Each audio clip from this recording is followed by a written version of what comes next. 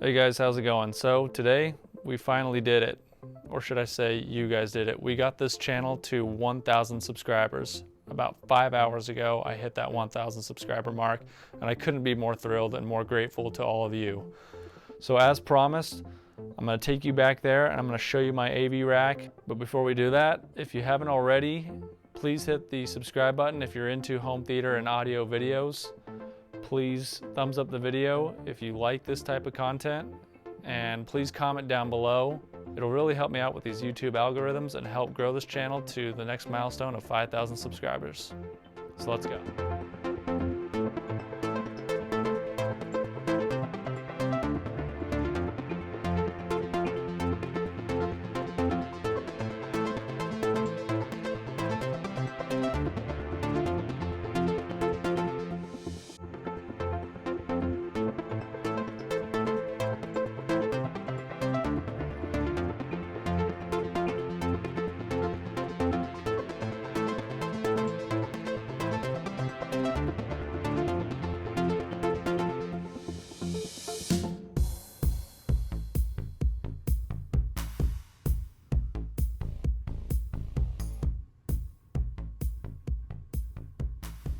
So this is my rack, guys. It's a 42U rack, which I built myself out of Baltic birch plywood. The rack rails I sourced from Parts Express, and just about every single shelf on here came used from eBay because this stuff can get pretty spendy.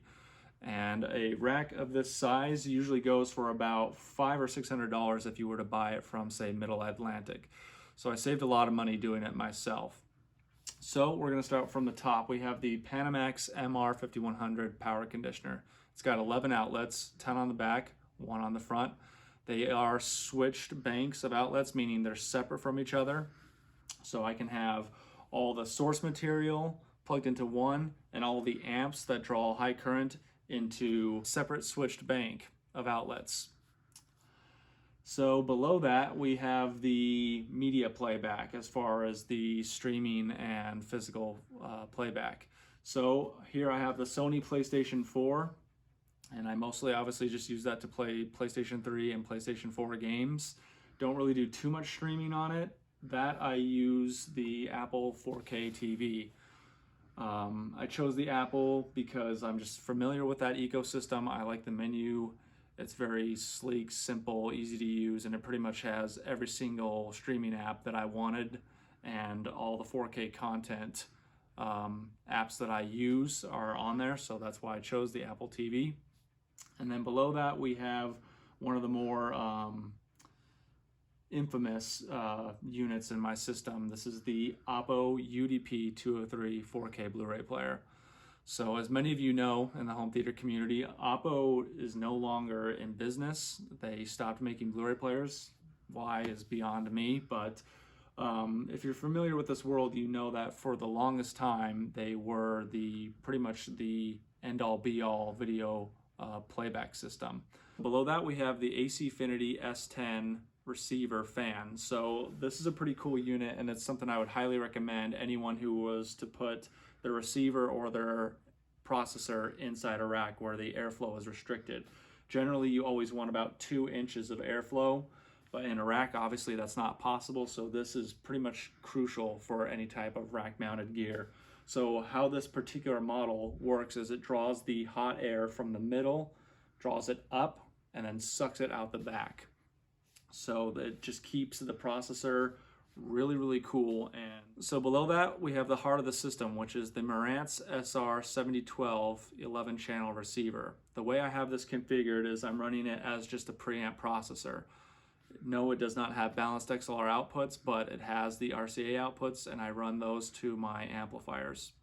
And I'm only using 2 channels of amplification in here. They run 2 of the KEF in-ceiling Dolby Atmos speakers. So below that we have all the amps, and the first one is the Parasound 2125 2-channel amplifier. It is a THX rated amplifier, and it pushes 125 watts into an 8 ohm load with 0.025 distortion.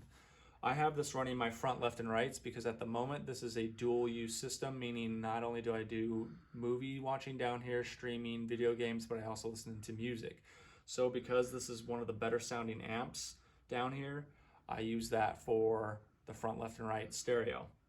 Below that, we have the Rotel RB1070 amplifier. It is a 2-channel amp which pushes 130 watts into 8 ohms at 0.03 total harmonic distortion.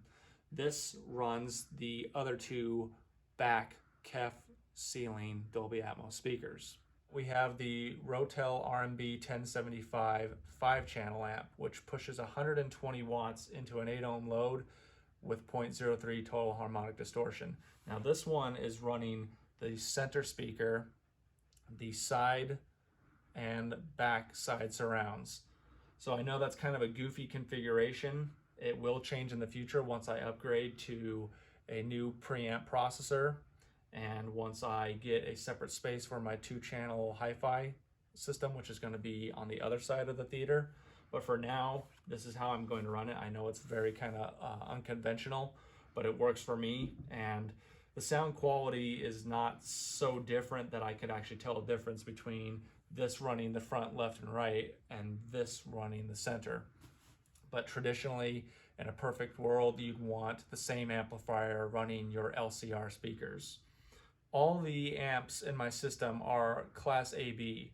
Everyone in the home theater / hi-fi community knows that in general, Class A gives you the best sound, but it's also really inefficient. So the benefit of Class AB is that it's kind of the best of both worlds. You get the efficiency of Class B, but you also get the great sound quality of Class AB. So one thing I made sure I was doing when I was looking for amps was to make sure that they were all the same amplifier topology so that you could have a consistent sound stage. All right, guys, so that just about does it for the AV Rack tour. I hope you guys enjoyed that. If you haven't already, please consider hitting the subscribe button. About 95% of the viewers who watch my videos are actually not subscribed. So if you guys just take a few seconds to hit that subscribe button, then we can grow this channel to my next milestone of 5,000 subscribers. Thank you again, and I'll see you next time.